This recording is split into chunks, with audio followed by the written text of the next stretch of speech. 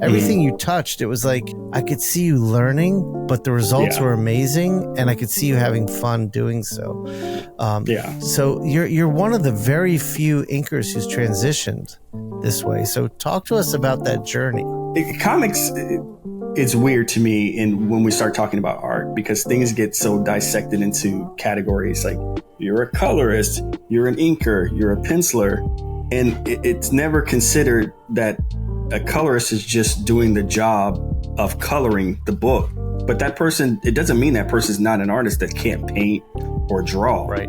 But then it becomes so ingrained in people that then it becomes this weird thing when people see me draw. They're like, oh, I've never seen an inker draw like that. And I don't know how to respond to that. I had one of those questions on Twitter the other day, or comment on Twitter the other day. I've never saw an inker draw like that. And it's like, I don't know what to say other than, well, I'm an artist that used the tools to do a specific job of inking. Yeah, absolutely. And also, Daniel is an inker as well. So it's basically two inkers doing something, out of their comfort zone. So I'm so curious to see the whole thing finished, man. Yeah, me too.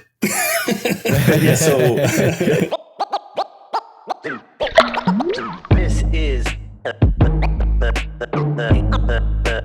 Inkpulp Podcast. Yo! What's up, brother? What's up, my brother? What's up? Welcome, everyone, to the Inkpulp Podcast. We have a very special guest with us here today. Very, very special. Very special. My friend, the inker extraordinaire, the artist, Jonathan Glapion, is here with us today. Appreciate it. Thank you for coming, Jonathan. Thank you for having me. The first thing we got to do is we have to thank Jonathan. First off, for being such a fan of the show. Usually every episode he texts me that he liked it, but also for putting the show in front of Todd McFarlane and helping Todd McFarlane see the show and want to come on. So we owe Jonathan a big old thanks for that one. So thank you, sir. Yeah, definitely, man. Thanks a lot. It's all good. Great platform. We really appreciate it, man. Great spot for him to be on. So, especially now that Eric is not here, we're like firing all cylinders. Yeah, exactly. Now Oscar's hiding in his trash can for a little while. Sean, did you have any news? Is he still lost in the Philippines? No word. Jonathan, this is a problem we are having. Eric is missing. He's in the Philippines. He's missing somewhere. He might have fled the Philippines. We don't even know. The last we heard, he was going to the Philippines. So we've started a campaign to try to find Eric. And Jamie, you got to put the poster up again. We made this lovely poster.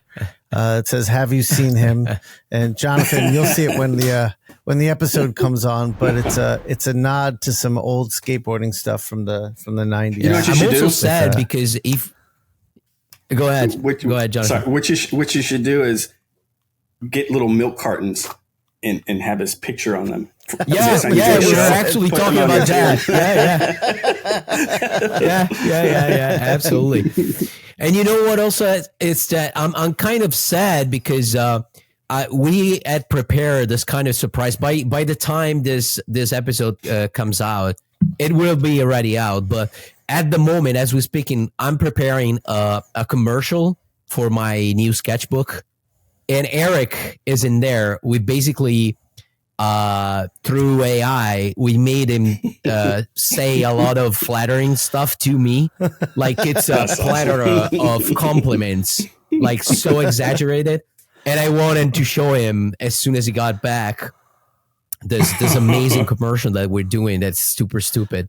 But, it's not hilarious. So I at this point, I didn't even know if he's going to be able to see it ever. Awesome. It's hilarious. It's also terrifying that we could basically create Eric's voice to say whatever we wanted it to say. So wait, what did you use to create his voice? Did you use do you know what Jamie our editor used a program that just grabs you basically feeds it the voice of somebody talking, and he just grabs his voice and find a way to, and then you just grab a random text and have his voice saying whatever the fuck you want. And it's incredible because at first he made me hear Jamie, the editor, made me hear like a thing done really quick. And it was amazing, but you could tell that the tone was kind of off, which was still hilarious because you can tell that it's a fake thing. But now, like this morning, he sent me a new sample, and the voice, like there's, variations in tone and everything. And it actually like sounds like Eric. It really sounds not recorded, like not created from AI at all. It sounds that's amazing. Yeah, that's hilarious. Scary. Now you can prank call. The only way I know that it's not real is because the words that he uses towards me are so flattering that it's clearly fake. You need to make it more offensive. I either paid him a lot of money to say that, or it's AI. Let's go with that. Eric is now one of your bots, Mattteo. You're paying him. He's on the payroll. Yeah. It's a really expensive one, to be honest with you. I'm sure. Yeah. I do have some things I want to cover today, but first of all, Jonathan lives in Nashville, which brought up the topic of my Nashville con recap. And I do want to emphasize your again. Lebanon con recap. Yeah, that's right. It wasn't Nashville, it was Lebanon. I do want to emphasize again, we were treated incredibly well, and they took great care of us. Everything I said was just my experience of the show itself. So no offense, but we were just telling the stories. But that brought us to Jonathan. That weekend we were at Nashville. You were at SpawnCon. Is that what it's called? Right. SpawnCon. Denver. Well, which actually wasn't, I guess, right in, it was near the airport. It was closer to the airport than it was to like downtown Denver. I don't know what that area is even. It's Lebanon, Colorado. It really was like it was like The Shining a bit. We were just trapped in a hotel. It snowed, and there was just I was getting pictures from Jonathan in hell. in Colorado is that's a pretty cold place when it's cold, right? Yeah, their winters are pretty stuff, right? Okay, their winters are pretty harsh. So and we weren't really into it, but we didn't have to go anywhere really because we were trapped in the hotel. But we took the kids, we took our two youngest, so that made it interesting. But my wife, good friend, lives there, and she has 2 kids, so she was able to kind of go and spend some time with her friends. So that was kind of I didn't know what to expect from the show, being that it was at a hotel. It could have been a little dicey. Yeah. but I will. The organizers, man, they were amazing. Like they had their shit awesome. Together. It didn't really matter what the experience was at that point because they treated you so well. That's awesome. So. Yeah. So this was not organized from McFarlane's company. This was fan organized? Yeah, from what I understand, it was fan organized, and they ran with they had some hiccups with the using logos that were too close to Todd's trademark logos. So they worked through all of that, but they set up all this kind of, once they got their licensing things straightened out, they were able to merchandise stuff. So from what I understand, they did pretty good with the. And these dudes are like super fan. They didn't seem to want anything out of it other than a good experience for everybody and for the fan base. So they weren't trying to necessarily, make a bunch of money off of Todd's licensing or his logos and it's Spawn. It was more like really deeply rooted in fans. And Spawn fans, they're pretty hardcore. If you get the love of Spawn fans, man, they're with you. Man, I bet. Awesome. But and how about the actual what did you guys have to do? Like, did you have your own like table like a normal show, or it was more of like a big like signing event with interviews and panels and all that stuff? No, it was so small, dude. It was like, like those banquet rooms, like if you could imagine like a small kind of banquet room. It was that. And I was brought out by Viking Comics. So they kind of sponsored me and brought me out to the show.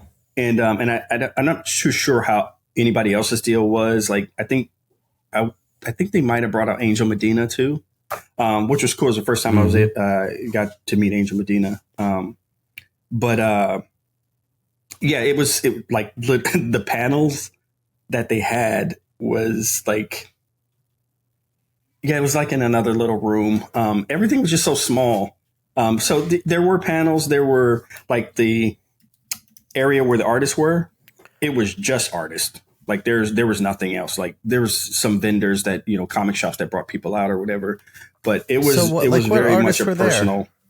Angel Medina was there. I don't know if you know, like, inker Kevin Conrad. He used to ink Tony Daniels back in the day, worked on Kiss Cycle Circus, for Todd. Gotcha. Chance Wolf was there. And he was how I got into comics, assisting him as his inking assistant. So he flew down from Washington, came in, like I said, Angel Medina was there. Trying to think who else Ben Temple-Smith was there. Brian Heverlin. Okay, man. So, for me, it was a bit of a family kind of reunion thing.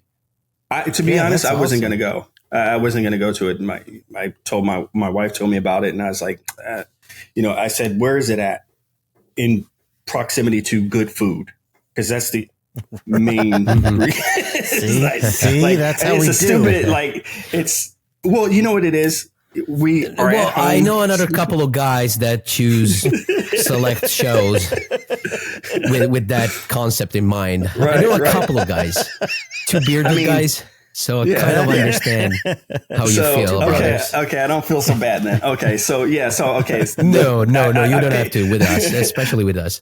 Right. I pick shows based on, is there good food there? And I don't know what's in Lebanon, but I'm just saying.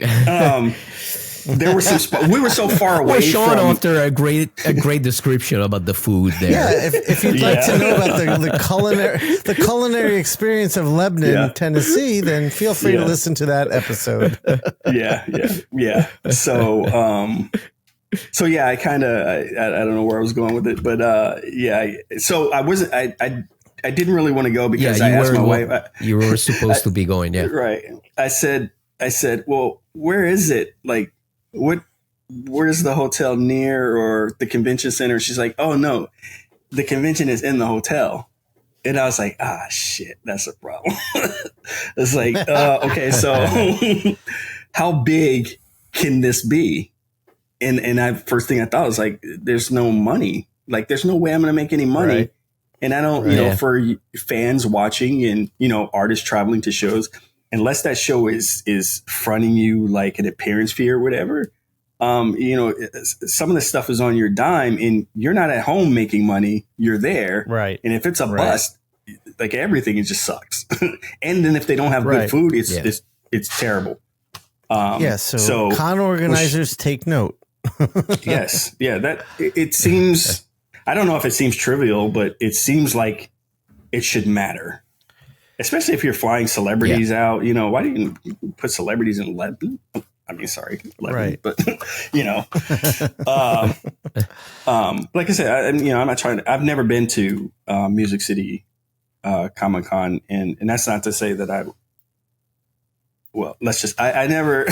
never been, so I can't. I'm sure they had good intentions or whatever. It's sometimes the location of shows matters. Absolutely. So. Oh yeah. And they were very good to us. They were very kind. Yeah. They were very good to us. So I mean you got to ride in a van from the 80s. How many times you get that opportunity? That's got to be the 70s. Did it have carpet? What is the name? Did it have carpet on the wagon? No, the pussy wagon. Did it have carpet on the sides? No. Oh, okay. Well, it wasn't that bad then. But I think at one point it did, because I was told this van used to tour bands around the area. So I think at one point it did. Okay. All right, so go ahead. Let's say that parts of this wagon were kind of crusty.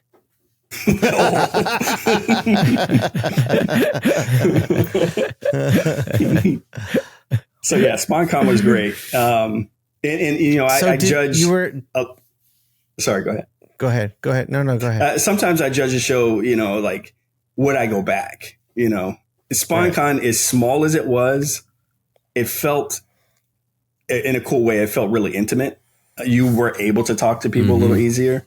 So then it wasn't so much about the money; it was the experience and the appreciation. Yeah. So and that changes things. Yeah. So honestly, leaving, even if it were at the same exact location, I would say, yeah, it's worth going back. I would go back for that. Yeah, definitely. And again, as you said, aside from the money thing, if you have a constant interaction with somebody at the show, like you keep having people that stop by and talk to you, they don't have to buy necessarily things. Like, it'd be cool if somebody buys something here and there along the way. But even if they don't, as soon as you feel like you've been busy or you've been connecting with other people, it's already great, you know. Right. Yeah. Right. And that there is something really rewarding about that experience. Like, that's what I said about Abu Dhabi. I didn't make much money at all, but it was one of the best con experiences I've ever had. It was awesome. Right. So is it because is it comics kind of new, like the culture kind of new there? Like, they got a lot of money. Yeah. Right. So so the chairman of culture and art and tourism is a big comic book fan. So he wants Abu Dhabi to have a comic book culture. So the first thing he did was he started a publisher, and so that he could have locals creating comics and getting published. And then he said, let's do a con so we can get the fan base side of comics to grow. So it wasn't like, this show was not created to make money. This show was created to celebrate the medium of comic books and pass on education, art education, and educate the public about comics. So that's what the experience was. And so being in it from that perspective was really awesome and rewarding. That's cool. We had a great time. Yeah, so I just got invited to that definitely. One. To which one? Abu Dhabi after MegaCon. Yeah, I got invited. Okay, well, there's two cons. The con we did was the new one. The other one is more like a Storm the Block is the one I'm talking about. Okay. The other con they have there, the one that we did. Yeah, it's more like a read show, more like a fan expo type show. Oh, yeah. Culture. Yep. Are you going? Not this time around. It's just too close to. And it's a big trip, man.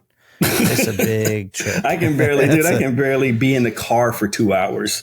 Long flights. Bless you guys that can do it. Is even worse. My buddy Daniel Enriquez, who we work together on this new book, but he comes from Portugal to New York every year, and it's just he always tells me like if he has a layover, and it's like God, I can't do it, man. He's like, oh, you got to come to Portugal, do some shows here. I'm like, dude, I would love to do Portugal shows. Yeah. But actually, like, New York is not that bad because most of the time there's no connection. Like, you can easily fly direct. Like a straight. Especially if you leave from a main airport. That's what I do to go to New York.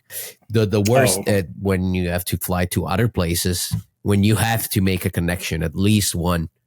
So starts to be like 15, 18, 19 hours of traveling. It starts to be, not pretty bad.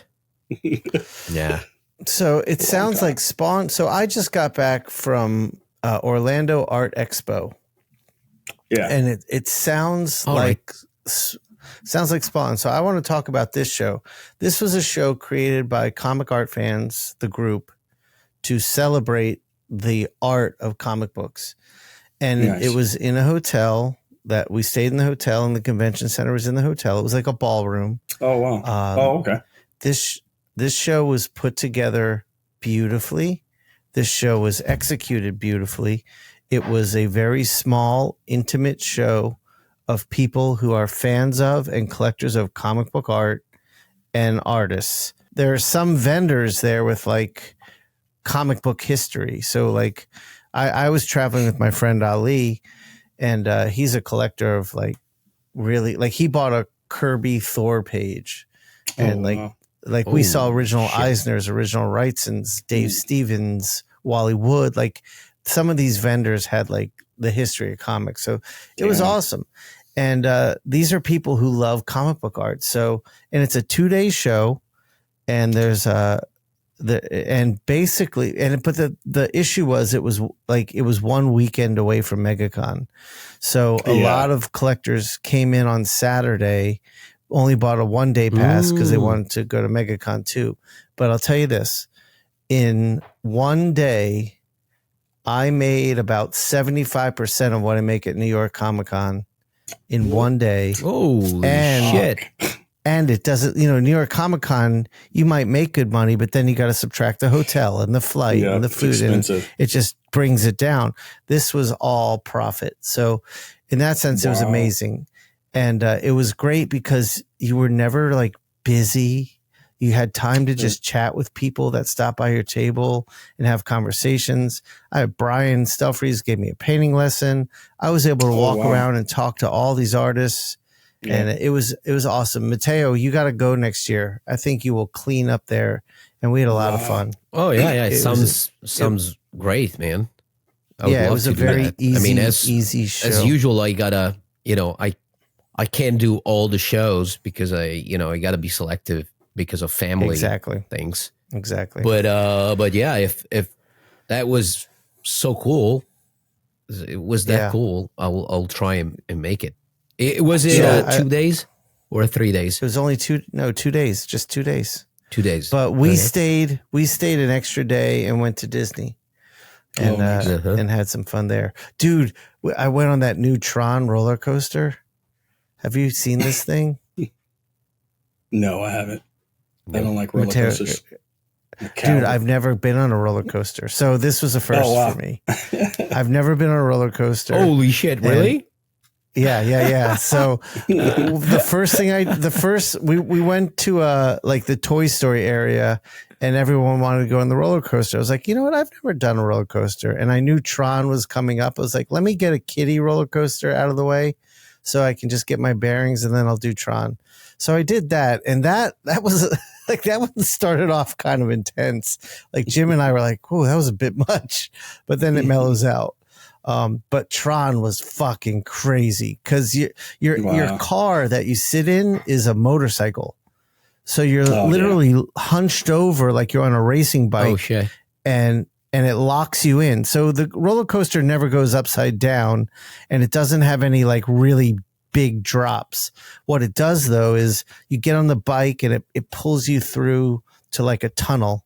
And it's all the like Tron LEDs, like the light cycle stuff. It's indoor mainly, so that you can see the lights effects and all that shit. Exactly. Okay, gotcha. Exactly. Is it moving fast like a normal roller coaster? Is it the speed? Oh, I'm about to tell you. So the first thing it does is it stops, and then it starts the countdown because you're about to enter the race. And the way it was explained to me was like the acceleration at the beginning is almost unbearable. So like you go from 0 to at least 60 miles per hour on this little motorcycle on a track, and it keeps accelerating. And I was just sitting there like, holy fuck, I can't handle much more of this. And then you feel the acceleration stop, and it shoots you outside, and you do this like little quick loop outside, and then it shoots you right into pitch darkness, and then it's like LEDs everywhere, and it's quick turns and little drops, and you go up, you go down, but it's so fun. And it was wild. Crazy. But that acceleration, like I didn't know simply accelerating straight that like could make you feel that intense feeling. So that was crazy. Wow. I recommend it. Yeah, it was pretty cool. And awesome, the fact that you're like hunched over on like a motorcycle thing made it really interesting. But here's the burning question for that show. How did you get from the airport to that show, and what was the vehicle? Okay. How did they pick you? Well, I drove down. Or was it a lift? You drove down. Okay. No, I drove down because they were. It's their first year. They didn't have a lot of money for talent, and I said I wanted to go, and they were like, "Well, we can give Shawn some gas money and the hotel," and I was like, "That's fine." And the gas money they gave me was like $10 cheaper than a plane ticket. So, my art dealer was like, "Do you just want to get yourself a plane ticket?" And I was like, "No, my friend Ollie here is a collector. Was like, let's drive down together." So we just made a day of it and had a good nice. Drive. So it was pretty easy. So no vans for you. Yeah. So I don't know how people got from the airport to the hotel. But it's like a 5 to 10 minute. Yeah, it's probably like a 5 to 10 minute drive. It's not far because we dropped my food off at the hotel before we left town yesterday. I mean, at the airport, and it wasn't far. So Shawn, I think he was asking because he was mentioning the pussy wagon, the van before. Oh, so, yeah, maybe that's why they might have a pussy wagon, and I could certainly recommend them to have a pussy wagon as an attraction to artists to come down. Or it sounds like the airport is so close to the hotel, they could have just had everyone ride on the back of a prostitute. Oh, there you go. Well, that's just another kind of pussy wagon. Hey, cheaper than an Uber. But that show was great. I highly recommend it. They had a T-shirt they were selling. It had the Funko Pop logo. It said Funko, and under it in the same logo it was spelled fuck no, and it said OAX. So it was just It was really the antithesis of what we are used to with Comic-Cons. There was no actors, no toys, no cosplayers. It was no writers. Did you were you able to get a sense of the people that are attending it, how they felt about it? Was it everyone felt the same way? Almost everyone. Yeah, I would say 90% of the people I spoke to were like, "I want to come back. This was awesome." Yeah. So I mean, the big shows are cool, but I think we're getting so far away from the intention of the whole thing in the first place that it's like I agree. We're like little sidekicks now, and it's just a little weird. And I think the fans like the intimacy and being able to approach an artist and talk and I totally agree with you, like man. Smaller shows in hotels and ballrooms. I mean, I'm sure all three of us remember that's what cons used to be. Mm-hmm. And as they grew, we were like, thank God we're getting away from that. But now it's like, I see some things returning to it, but they're more specialized, focused, and better and easier, man. Doing a show like New York is so exhausting, where this show was so chill. It was really refreshing. I love New York though. Jonathan, is there a show that you always do? Even the big ones like New York, for example, for us, we always talk about the fact that New York is still a must, despite the fact that it's super stressful and blah blah blah. Like, is there a show that that at the end of the day you will always do, even if it's stressful or? Yeah. So that's always New York Comic-Con for me. And it's just me and my wife love the city. Me too. I'm crazy. I like all the people in the movement, and there's always something. I love it. None of that bothers me. It makes exactly. The energy of the city is I dig it. So for me, it's always like, if I had to choose between New York and San Diego, and it's nothing against San Diego, but there's two different vibes at those shows. Outside of the show is what matters to me. Mm-hmm. I love, I love the show for what it is, and meeting people and talking to you guys and other, fans and other artists. But the experience that I really like is time with my wife in the city or wherever we can go and have dinner. And things like that. The same with me. The time with my wife, meaning Shawn, is the best for me in New York. Right. It is. Yeah. So like New York Comic Con. So New York Comic Con is the one show that Daniel always flies to, and we hang out. Like he is. Yeah. You guys remind me of me and Daniel. Like we always stay together. You know, my wife is always like, I don't think we've done a show without Daniel being with us. You know, and if we do it, and we finally did a show, she's like, holy shit, we're doing a show by ourselves. So, it's kind of funny. But so, yeah, he's always with us for New York. We get a place together most of the times. And especially when Airbnb was a thing to do, we would always just get Airbnbs together. That's awesome. But yeah, so New York is that show for me that, you know, we had years where really good years. And then we had years that were like off years that were like, this is damn, what the hell happened? And then after COVID, it just got so crazy expensive.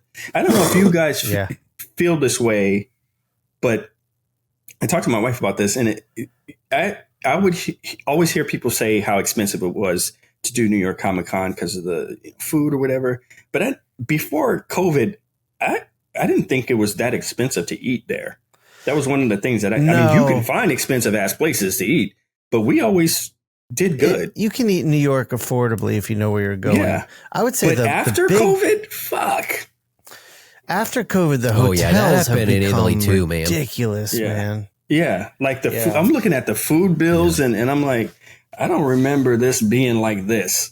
This is crazy. Yeah, it's an expensive show to do, and it's just gotten so much more expensive. It is. Yeah, unless you decide to buy food at the small stands on the street and stuff, and be like actively deciding to save money for that. But if you want to just find a place and sit down, it's minimum like $40-$50 just for a standard, like, I don't know, Thai food for lunch. Yeah, it's already like $40-$50 just for that. Yeah, absolutely. And I will say, go ahead, Jonathan. Oh, I'm just going to address one thing that may give some fans a little perspective on sometimes when you come to the tables and some artists are charging for signatures. It's not to get more money from you. It's because some of these shows are expensive. And some of that shit is like dinner, because I had a thing where like I used to say, oh, I'm never going to charge for a signature. Me too. This is my thank you for, supporting me. This is signature. Yeah. But then you start getting stacks this, like this, and you they're getting sold or whatever. But what stopped making me feel so guilty was like just the cost to do some of these shows. That you had to cover yourself it's like, I got to charge something, Yeah. So I do pretty good. What I do is if they ask for a graded signature, so they have the CGC guy right next to them, then I charge. If not, if they just have one or two books, so clearly they're just fan of a series that I did, I won't charge. If I see the pile that we were mentioning, in that case, I'm just going to tell them, listen, you can buy, like, I have a ton of merch here. You can buy a couple of prints. If I see like a huge pile that's going to take me like, I don't know, like 10 minutes to sign them all. Right. I'm telling them like, okay, you can buy an art book or a couple of prints, whatever you want, in exchange, so that this is an exchange and not just you're taking advantage on the fact that I'm here. Yeah. Yeah. I mean, that's cool. Like, for me, I had to kind of, one of the other reasons too is kind of a funny reason is when I would do signings with Greg and Scott, and for those who Scott Snyder and Greg Capullo, I would do signings and I'm with them and their signatures cost, so I couldn't be like a free guy. Inkers are kind of like, Inkers are kind of, getting the business in the first place. So I'm like, exactly. I can't be here giving you a free fucking signature and these guys are next to me charging. So, so that's kind of how that started even, of me charging. Yeah, I get that. Yeah. Absolutely. In New York is crazy expensive. Yeah. Yeah, it is. So Jonathan, you were talking about Daniel. It's Daniel Enriquez, right? Right. Yep. Who's the guy who's writing the? Can you talk about the book that's coming out? Yeah, it's been announced already. I don't know when it's coming out or. It's a 2024 release. We don't have like a date pinned down for it. This is our first. Neither one of us has ever done a book. So this is a first for us. So he's writing it. I'm doing all of the art on it. I suck at telling he's very good at like explaining the book because he's writing it. And, sure. But if you remember, if you remember, Shirley Johnson, do you guys remember Billy Kincaid in Spawn? Okay. Yeah. So, And the little kid, right. And the little kids, you're girl. right. So this little girl, Shirley Johnson, I think she only showed up on one page. Todd Ever drew on one page, and she was his last victim, and she suffered a brutal ending. And right, Spawn comes in to kick Billy Kincaid's ass and do him in, and he fucks up and doesn't save the girl, and she's peering and hoping that he's here, he's going to save me. He doesn't. So that's kind of like where we start off is what were the consequences of Spawn not saving this little girl. Yeah. So she's caught in this loop of dying over and over until she crosses path in one of these loops with this stranger and he breaks the loop. So then our story expands the Spawn universe. It's nice. Not a Spawn book. We had no intention on doing what Todd had already done and keep rehashing. He's already done all of that. We wanted to offer something as an expansion to grow that universe. Yeah. And I didn't want to draw certain things. So what did you not want to draw? Well, the whole thing started out as a joke of even doing this is me and Daniel talk on the phone every day. And I was like, yeah, man, we were talking about possibly doing something. And I'm like, yeah, as long as I don't have to draw any cars or fucking buildings. And he's like, and I was like, well, and then I was kind of like, well, could you do that? Could you do a book like that? He's like, yeah, you could totally do a book like that. Just depends on where you put it. Just depends on the environment. Right. And I was like, all right, well, let's come up with something until I get good at this other stuff. Basically, you're the antithesis to Sean Murphy. You mentioned the two favorite things of Sean Murphy to draw, like cars and buildings. Yeah. Right. Yeah, he's got that shit down, man. You guys should do a book together. I was just going to say. You draw the characters and all the rest, and he draws the buildings and the cars. That's amazing. Right. That's the best comic book ever. If you're listening, Sean, I would love to do all the pages that are blank. Just to blank. Just draw. I think you got the rest, But yeah. Actually, yeah, so this heads in a direction I definitely want to go in. So, Jonathan, when I met you, you were exclusively inking, and your mark making, I still put up there some of the best. There's such character in your mark making. It blows my mind. It's like fine calligraphy. I could just look at your marks. It doesn't even matter what it is. It's just such a beautiful mark unto itself.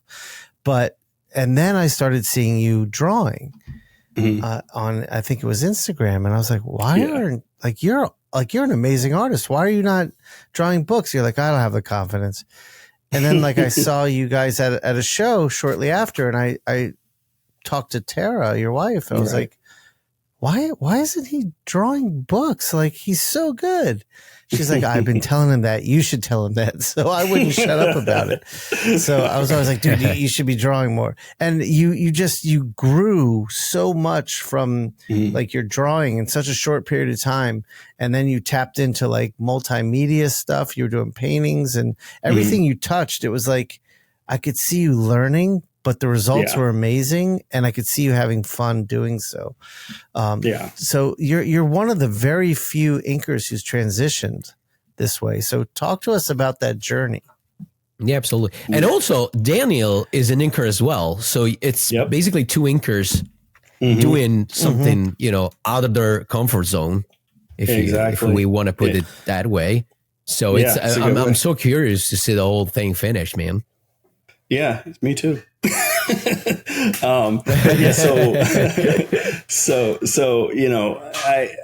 I always looked at inking as comics.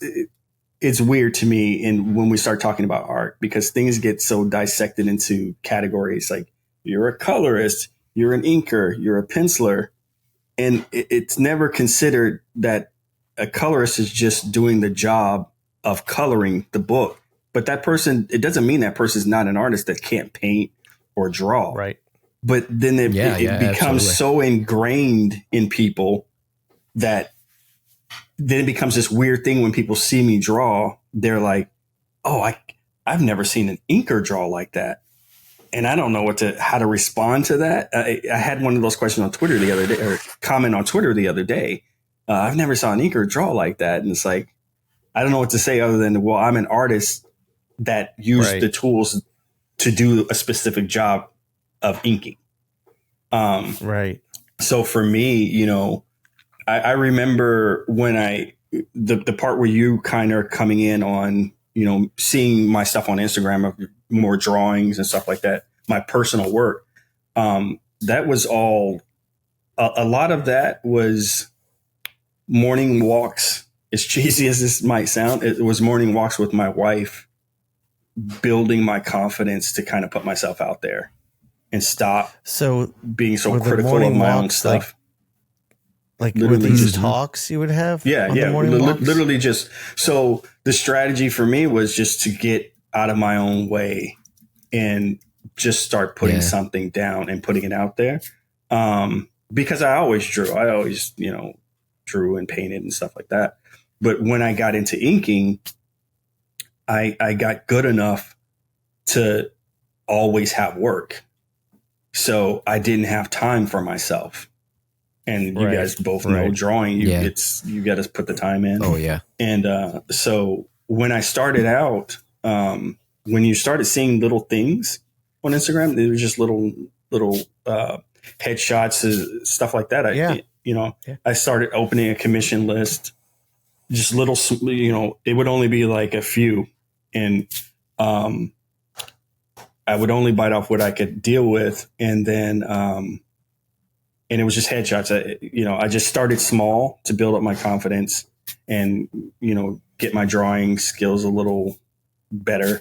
Because when you don't draw most of the time, that suffers. So then I moved from that. Do you think that inking over great artists? Sorry to interrupt, Jonathan. Oh no, you're fine. Do you think that inking over great artists is a still of an exercise in drawing? Just basically inking over a great drawing. I'm genuinely asking because I'm curious. I've never been an inker for somebody else. Right. So I heard the podcast where something came up with Richard Friend, mentioned something. I don't want to misquote him, but he said something to the effect. That's why I wanted to ask you. Yeah.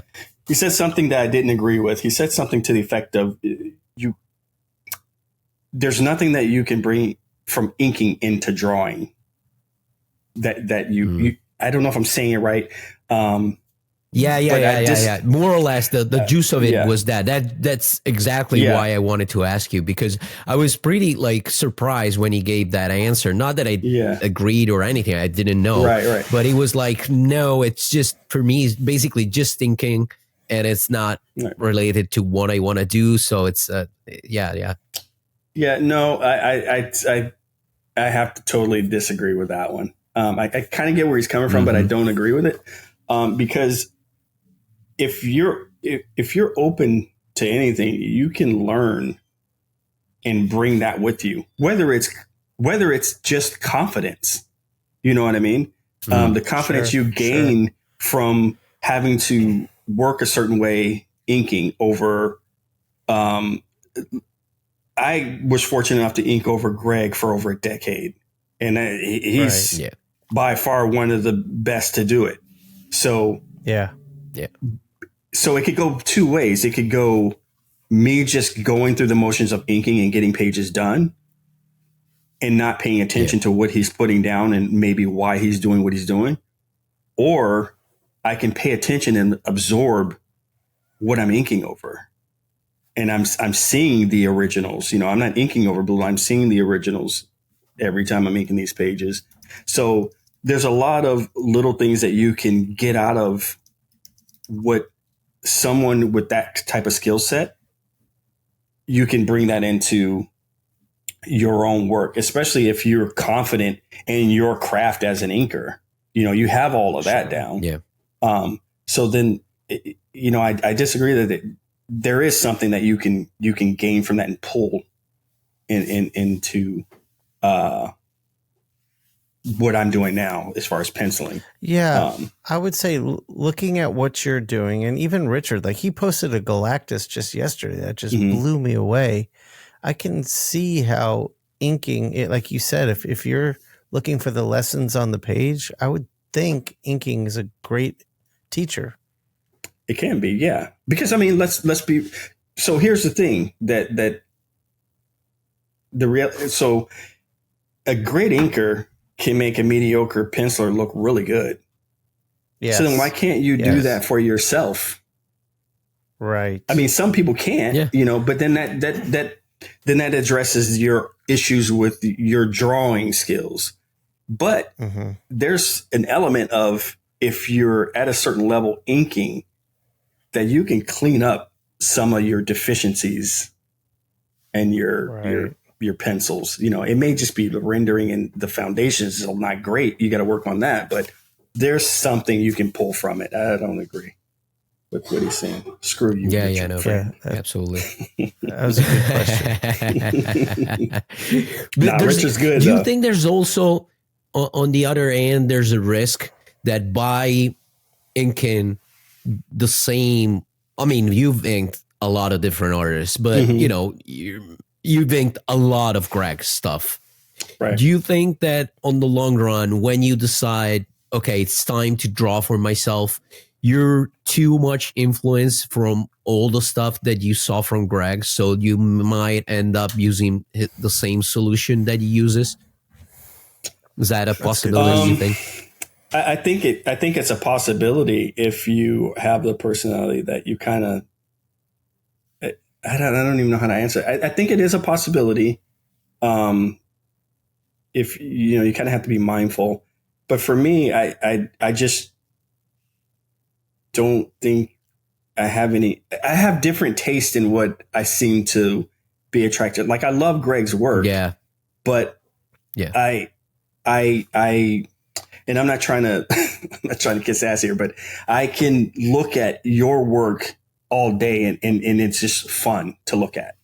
So as much as I love Greg's work, there's other things out there that I'm always pulling from. Yeah. And a lot of it is not comics. So, so for me, you know, I don't have that Victor Bogdanovich where I'm trying to look like Greg. Like, I'm not trying to throw shade on Victor, but I don't mind throwing shade on Victor, but I don't want to get, I'm mindful that I don't want to get caught in that trap. Put it that way. Right. If someone sees something that they feel like, oh, that looks a little bit like Greg, I could see how that could happen. He worked with him for so long. That's just, that's not a deliberate thing. Maybe there's some shared sensibilities in certain things. I was going to ask because it seems like and just to be clear, sorry to interrupt, Shawn.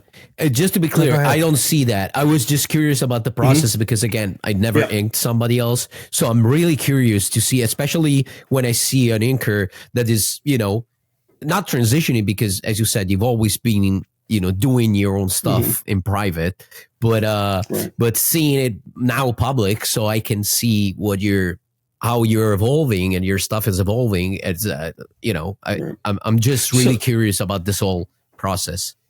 So here's the transition. Here's the honest transition. Greg has done very well for himself. Greg can afford to slow down. Yeah, we can say that, I think. Yeah. Greg's got a damn house on top of a mountain in Sedona. I don't. I have 4 kids. So what you guys are seeing in the transition is somebody saying there's no more up for me in inking. That's just me being real. Yeah. There's no more up for me in inking. I'm not going to be paid any higher of a page rate. I can't go to Marvel. Right. They won't give me a page rate to go to Marvel. And I don't give a shit if it's Spider-Man, Monkey Man, or Donkey Man. I don't care about your character enough to starve my family. That's just so for me, I had to make a decision. I had to once again, the fork in the road.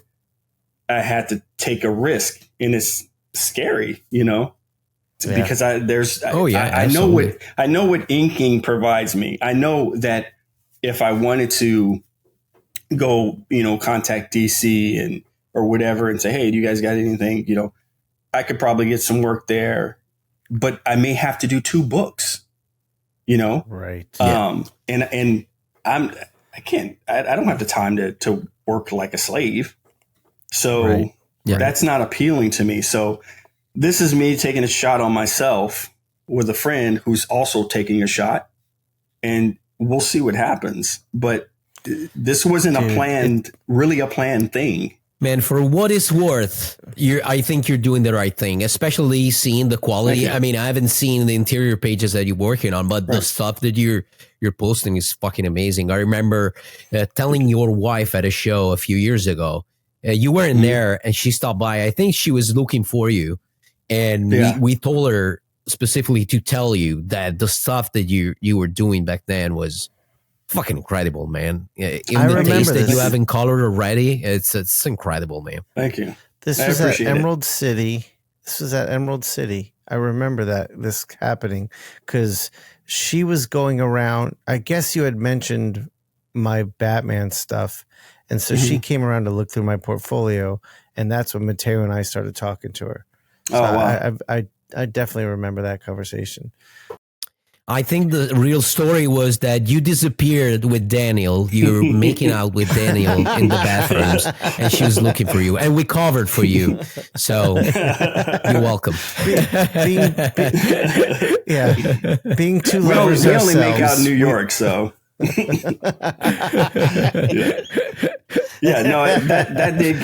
did get back to me.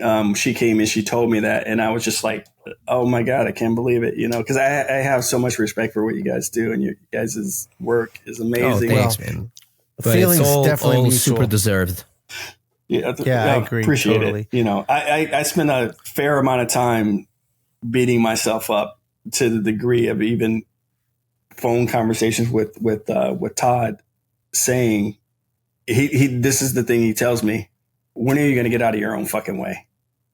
And that always sticks with me. And I'm trying, man. I'm trying, but you're doing it, man. I know in your head there's you're probably wrestling in your head, but it's not stopping you from acting, and acting on it is what matters. I'm super excited to see what's coming. And I think, Jonathan, are you working traditionally on the book? Which, by the way, we never mentioned the title, which is No Home Here. Right. And are you doing it traditionally, digitally, a mix? What are you doing? I started out digitally because of, once again, my insecurities led me to believe that digital was the best solution because I could I had layers, I had safety nets, and that shit bogged me down, because then when it comes to inking, I'm fast. I can ink fast, and it's familiar to me. So my wife kept beating me over the head and saying, this looks cool, but it doesn't have the same energy as your traditional work. And, she's like, maybe try going traditional, because I was really struggling. This jumping into this, I don't know how to do a fucking comic book. You know what I mean? Going into this, like, it's not something I sat around and practiced. I didn't have time. So I'm just, giving you guys real shit. And I was like, how the fuck do you do a comic? I didn't even know how to organize my day. Mattteo, I didn't know how to organize my day. I'm still learning this. So I'll be giving you a call. But that's a real thing. I knew how to get up in the morning and do my job as an inker and what my time would be spinning at the table. This is a whole new ball game. So I started out digital thinking that was going to... so many elements to take care of. So yes. So I started out digital thinking that was going to take care of that. It didn't. It just seemed to slow me up. And then, going traditional, I noticed when I switched. So I'll lay out my page digital because I like that I can move things around. And then if I can light box from there and rough it in real quick and then turn off the light box and do what I got to do. So I noticed when I did that, I was enjoying the work. And before I was kind of dreading it, and I was getting concerned because I was like, I should be waking up excited, but I'm waking up all in the technical weeds of things. And it wasn't that I was not excited about doing the book or that I had the opportunity. It was just, I was bogging myself down with too many technical issues that were not necessary.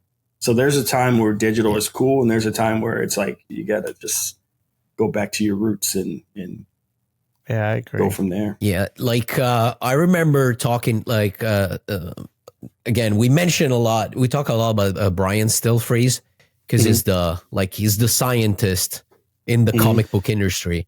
And he told me a really interesting thing about digital and traditional and about the process. And is like, one thing that I've noticed is that when I have to do something traditionally, I have to think a lot first and then execute. Instead, with digital, I can do a lot first and then thinking, meaning that I can try a lot of stuff because I can't always erase what I did. I can go over it. There's, a million, I can have infinite tries on the same thing. So I do first and I think after. Instead, with traditional, it's the other way around. It's a really interesting, like, I don't know that I never experienced that because I'm not a, digital artist, but I can see, where that way of reasoning comes from. It's So I like both mediums, to be honest with you. I think it's easy to get lost. Oh, sorry. Sorry, go ahead. Yeah. I like both mediums, to be honest with you. I don't have any issues with digital. I like it for what it is. And when you realize that it just doesn't solve all your problems, it's just a tool like any other tool. Then you start to kind of learn how to use it more properly or to your benefit. And that's kind of what I'm getting at. I'm just at the beginning of this whole journey. So I'm just looking to get better to the point where I'm just having fun and less stressing out. You're finding your own process, as you mentioned earlier. You're finding the process that is good for you, that helps you, waking up in the morning and, excited to be working on something. So it totally makes sense. That's what I'm doing with my book. Right. And the back to the Richard thing, what gives me confidence that I'll get there stems from inking. Because when I started inking, I was terrible. I couldn't ink hair. I couldn't crosshatch to save my life. And I actually had conversations with Todd. I had a conversation with Todd that I remember to this day. And I reminded him about it when I went to his house. And it was when I was working on Sam and Twitch over Angel Medina. And if you know Angel's work, he crosshatches a lot. Well, fuck. Yeah. Oh, yeah. Hair and cross-hatching, I couldn't do it. And I was like, I am ruining this guy's work, Todd. And Todd told me, well, who cuts your paychecks? And I was like, well, you. He's like, okay, well, you let me worry about Angel. And he gave me the freedom to work through those problems. Sorry, Angel. I did apologize to him when I saw him at WineCon. And he's like, oh, no, you did fine. But I was like, I'm just letting you know, man, you got a bad deal on that one. But but he was gracious, So, with Todd, I told him, I was like, okay, Todd, there's two things. There's three things really. I can't do fucking hair and I can't crosshatch to save my life. And all this guy's doing, and I'm slow as hell. And he's like, well, you'll figure out the other things. You're slow because you care about every line too much. He's like, once you build a Rolodex of information, it's just autopilot. You'll just be able to go through all of these things because you're not having to think about everything you're doing on the page. That's where I feel those bits of learning can transition and gives me the confidence that, okay, I can pull through this. I can figure this out. If it's all about figuring out the puzzle, as long as I have the pieces, I can figure it out. That's kind of how I look at things. Whether you like my work or not, I can't control that. Sometimes I don't like my work. Most of the times I don't like my work. Mattteo, so I got a question for Mattteo real quick. Yo, I heard you say something on the podcast that you love your work. Do you really love your work? Yep. I like my work. I like my work. Yeah. I think that's really good. Oh, thanks, man. Yeah, it is. I remember when I started thinking about it, it was one day a friend of mine, a colleague of mine, came to my house and he saw that right next to my bed, I had copies of some of the books that I did. And he started laughing. He was like, do you actually, you fucking read your own books? You look at your own books? And I was like, yeah, I like my books. I like, watching what I rewatching what I did. And don't get me wrong. I'm not like, oh my God, I'm so fucking, look at this panel. No, of course, I'm objective. So I can also, remember and I can also look at a page and see a couple of panels that are fucked up. And I'm like, oh, I remember those panels. I remember when I was drawing them and it wasn't coming out. So I had to give up and, and now they suck. And I focused on that as well because I focused on that feeling. And inside myself, I'm like, okay, remember this feeling. So next time that you're about to do a shitty panel, remember this feeling. So that will keep you, away from doing another shitty panel because it's how it's gonna make you feel next time that you rewatch this book. And absolutely. I like as much as I admit when I did a poor job, I like to tell myself, hey, you did a good job here. Congrats, man. Yeah. You should do that more often. I try to go back in time and understand the kind of state where I was when I was doing that page so that I can try and find that kind of state for the next work, the next gig that I'm going to do, So I think it's really important. I never understood people that keep telling themselves, oh, I suck.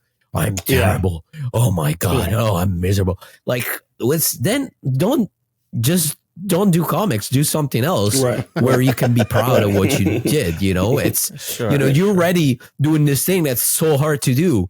And if in the end, you're not even happy about what you're doing, why are you doing it? Just go and work in a factory. It's more or less the same. Right. Right. Well, I think you think you like what you do?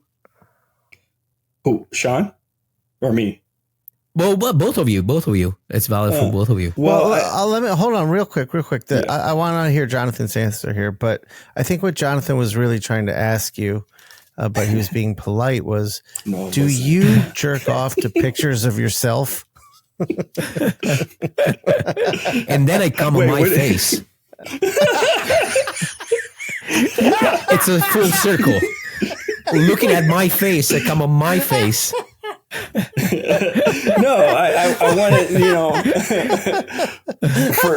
for me, I'm trying to get past that one. For me, I think it's good and healthy where Mattteo is. I think, I agree. As long as you don't have an ego and you're not full of yourself, then it's good that you like what you're doing. You like the final result of what you put down. Like you look at it and you enjoy it because it means you probably enjoyed it through the process, it doesn't mean everything was easily solved or whatever, but there's some enjoyment while you're doing it. And that's important. I think I'm in my early inking stage is kind of where I am right now with drawing. Yeah. This book is I'm probably more critical than I should be, and I'm probably not enjoying it as much as I should because I'm being too critical. So I was really interested in like at what point did that click and you kind of go like, oh fuck yeah, I really love. Oh no, I've always been that way. Always been since the beginning. Always been full of yourself. Again, at the same time. yeah, absolutely. I've always been an asshole, basically. So, but I don't know. Again, I don't want it to sound like I think that I'm the best, because I generally don't think that I'm the best. I think there's a lot of artists that are way, way better than me, and I never get to their level. Never. Not in a million years. I don't think you came off that way. I'm a fan of my own. Like I'm my own best fan, so I root for myself. And so again, when I see my stuff, even now I'm doing pages that I'm really happy about for my book. And whenever I go through my studio, sometimes I stop and I take a look at some of them. And again, there's a part of me that is like, oh, you did really good. And other parts are like, okay, this one, next time I have this kind of situation for a panel, I'm going to try and solve it differently because I wasn't at my best here. So I'm really objective, but at the same time, I can't stop rooting for myself, You came out of the womb with a mirror looking at yourself. What about you, Shawn? I can say now I'm where Mattteo is. I like my work. But I spent a lot of years like in my head knowing where I wanted my work to be, like what level I wanted it to be at. And so I wasn't happy with my work in my early to mid years of being a professional because I just wanted to elevate it. I'd have moments where I'd be like, that's it. I need to hit that mark consistently.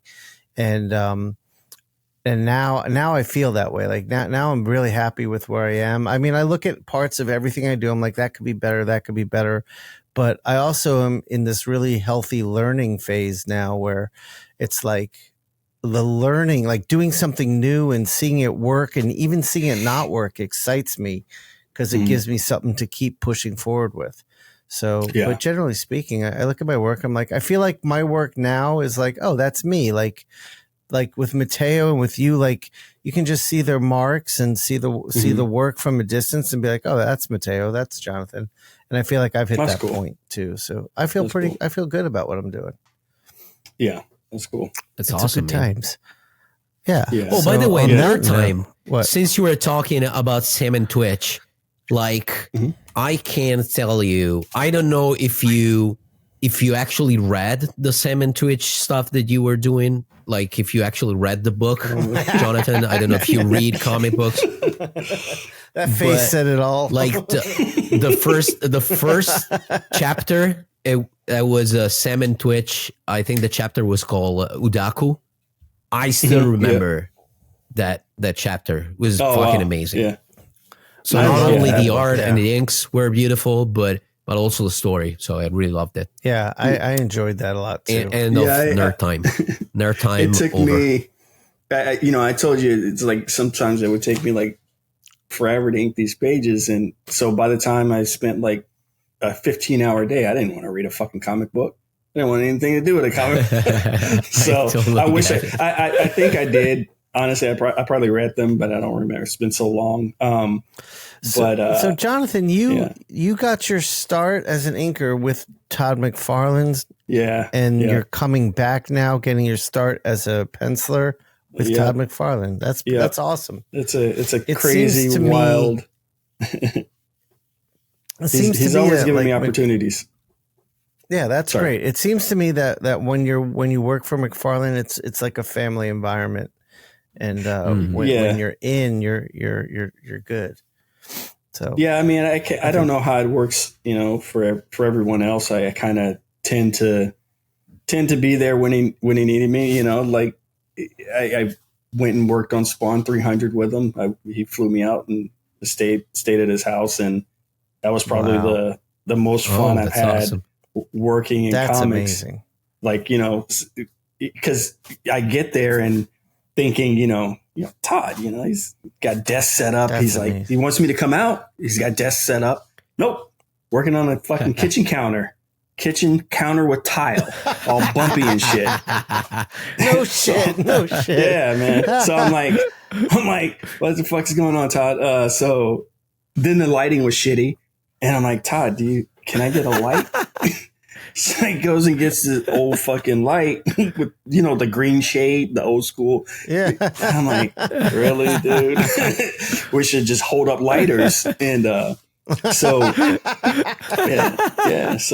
literally when I worked on that book, he flew me. I flew out, got there, went from the airport straight to the offices, not his house, but the offices, and thought the same thing. Oh, got sweet setup.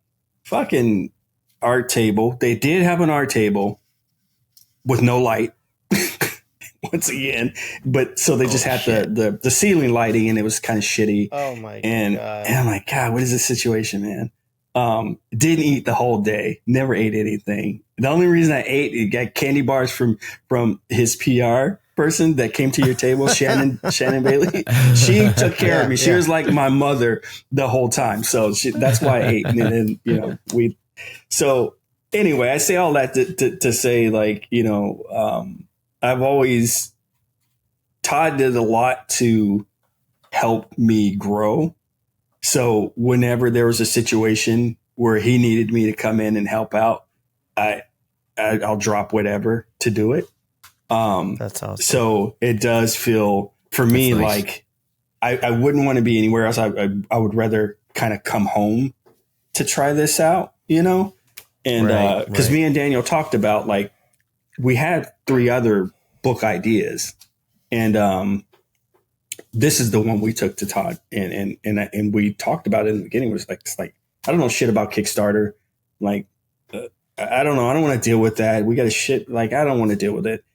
And so I was like, let's just maybe see if Todd would be interested. And we created like a pitch. We didn't know how to pitch anything.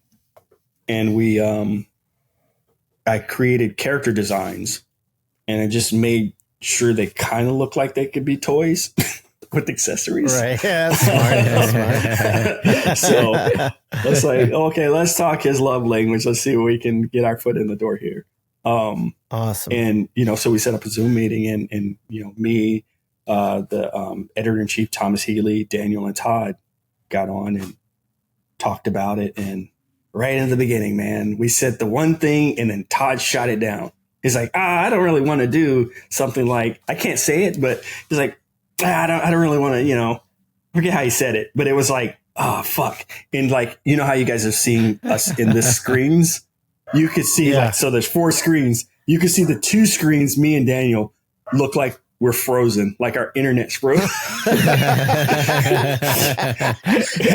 And I think Daniel was waiting for me to come up with something to save the thing. And then I was waiting for Daniel. And so we kind of so Daniel came with idea of like Shirley Johnson and Billy Kincaid, and kind of interweave the Spawn universe into our thing, because our thing was never intended to be with even in that universe. Yes. Oh, okay. So we were like, we were like, okay, so somebody in this Frozen video better come up with something real quick. And then, so did Daniel came up with that on the spot, or was that like a contingency? Kind of, because Daniel is like you talk about nerds. Fuck. Daniel is like a Spawn historian. This dude is ridiculous. Oh, like, shit. It's on a disturbing level. Like he will debate Todd. Daniel will debate Todd about Todd's property and probably win the debate. But yeah, he still collects Spawn to this day. It's still in his comic shop. He goes and gets his books. Yeah, so that's awesome. Yeah, if you ever want to talk Spawn, you know. We do need to shout out and thank Daniel too, because he was also pushing for Todd to get on the show as well. I know it was both you guys. You guys have, and also both you guys pushed to get me to start working over there, and now I am. So I both of you a big thank you for that too. You guys are nice. So we just took him to the good stuff. I'm hoping I can get at least one variant on the book you're doing, because just so we can keep the love in the family. Nice. That would be awesome. Mattteo already turned this down. So Shawn. I think Mattteo said he wasn't doing any more covers, right? And Mattteo, yeah. No. Always doing covers. I always do covers, man. All right. No, absolutely. I would love to do a cover for you guys. Oh, nice. Absolutely. We did so me, my wife, and Daniel, we did like a fantasy draft of who we would want if we were ever, like, if they were ever to say, like, who do you want to do variant covers or whatever. We had like our own little thing. Tara came in pretty hot. So it's 10 variants by me, right? Right. Tara even had she even had Jim Mahfood on there. I was like, wait, what? Oh, nice. Yeah, I was like, damn. Nice. She came in. She had Jason, Shawn Alexander. Nice. I think I had Mattteo. That's awesome. I know. Here she comes. She didn't tell me. Do you remember who your list was? Yeah. You're on video, just so you know. I'm not on the video. Okay. They could just hear me. I mean, I can be on Hi, Tara. Hi. She's just hello. Yeah. What was your list? Do you remember? Okay. Gotta be fast. I know. Dang. Jim Mahfood. Yeah, Jim Mahfood. Jock. Oh, Jock. Oh, yeah. Jason Shawn Alexander. Nice choice. Was that 3? Yeah. I don't remember who else. The other one. Dang it. Oh, well. The 3 is good. That's a good list. I know. That's a good list. Frazetta. Yeah. I think I had Sienkiewicz, right? Yeah. If I'm saying his name right. Sienkiewicz. How do you pronounce it? I think that's how you say it. Sienkiewicz, yeah. I think so. Yeah. I think I had Sienkiewicz. I had Mattteo. Yeah. You didn't have Shawn? That's rude. Fuck that. Just kidding. Level of disrespect here. I know somebody had Todd. I think Daniel had Todd. Do you want to eat lunch, or do you want to? Oh, she's not gonna feed me now. Yeah, we're wrapping. We're done here. We gotta end it anyway. So this was a great episode. Thank you, Jonathan, for doing this. Absolutely. Thanks a lot for your time, John. Yeah, that was fun. I want to have you. Yeah, I want to have you back at some point to talk about inking and mark making, because you're the king. Oh yeah. So yeah, all you out definitely. there that DM me about how to use a brush or how do you make a mark, just follow Jonathan, because I'm just trying to keep up with him at this point. Nah. But thank you all for listening. Thanks, Jonathan. Thank you, Fratello. Thank you. All right, so I'm gonna hit stop. Yes, sir. I'm gonna hit stop. Don't close the window. The Inkpulp Podcast. Hey guys, my new sketchbook, Dumb Shark, is finally out. That's great, Fratello. Congrats. Eric, what do you think? Wow, Mattteo. This book has really changed how I think about art. The style, the details, the inking techniques, not to mention the colors. Everything on this book is off the chart. You are so far ahead of any other artist, especially me. I know I always say I don't like your Mr. Freeze book, but that's actually a lie. I was just jealous of your incredible talent because I love everything you do. And sadly, I know deep in my heart that I'll never be at your extraordinary level. You truly are the best artist on planet Earth. This book is a game changer, man. I think everyone out there should go and order Matteo's new art book, Dumb Shark, before it sells out. Gee willikers, Eric. That was an incredible endorsement. You really made me want to buy it. How can I get my hands on it? You can find it on www.essentialsequential.com, or if you're in Europe, you can order it on www.pulps.fr. Wow, Eric. I didn't know you were such a big fan of mine. Thank you. I really don't need to add anything else. You said it all.